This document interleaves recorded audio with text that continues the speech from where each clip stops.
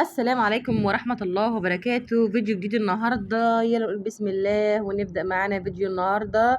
لو مرة تشوفيني فضل ليس أمر اشتراك في القناة وتفعيل الجرس الكل عشان يوصلك كل جديد. يلا نقول بسم الله. تحويشتنا بقى، حوشنا ودبرنا وحطينا قرش على قرش. وجبت طبعا يعني دي الحاجة الأساسية اللي كان نفسي فيها جدا، وهي اقول لكم ايه، بس انا فعلا مبسوطه جدا جدا جدا ان انا جبتها، وهي اير فراير رافيل.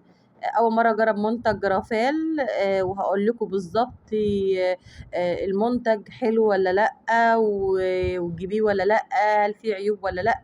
هقول لكم كل التفاصيل كتيره جدا جدا جدا.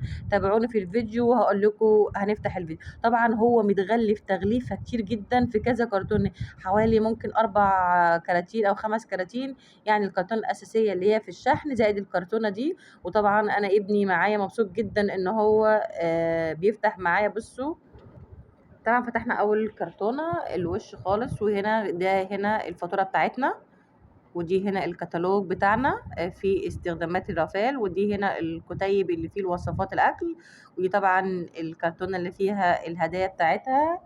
وطبعا هنا الكرتونه اللي فيها الحله، ودي الكرتونه اللي فيها الاير فراير نفسه. تمام، ادي تاني كرتون. نخش على تالت كرتون، يلا يا عم رشدي نخش على تالت كرتونه. بصراحه كان انا كنت يعني بصوا مشتاقه جدا، مشتاقه ان انا اجيب فعلا اير فراير. كمان اكل صحي.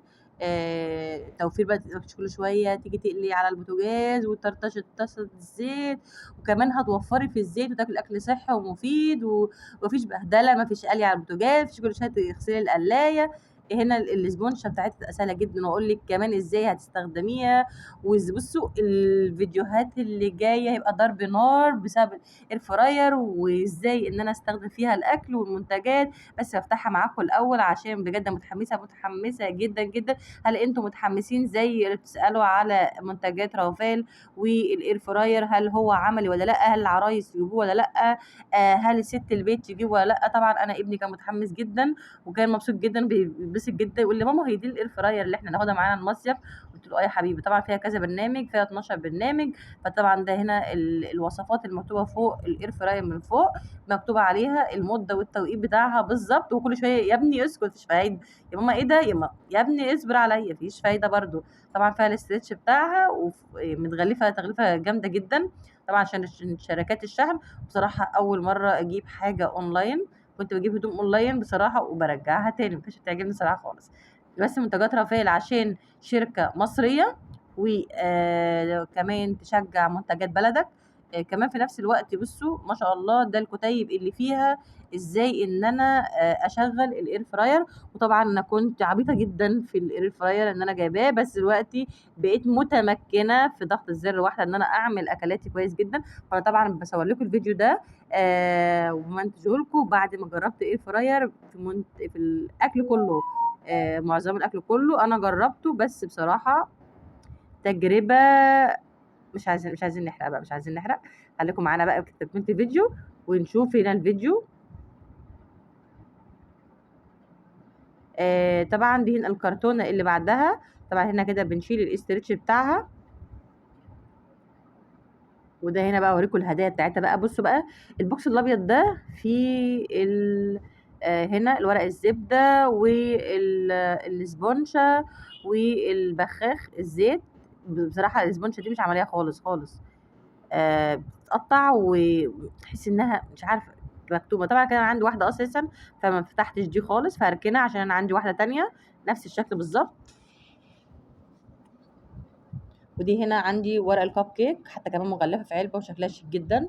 وعندي ورق الزبده بالشكل ده كده. برضه مفيش فايده، يا ابني اسكت، برضه مفيش فايده. ما علينا، نكمل بقيه الفيديو.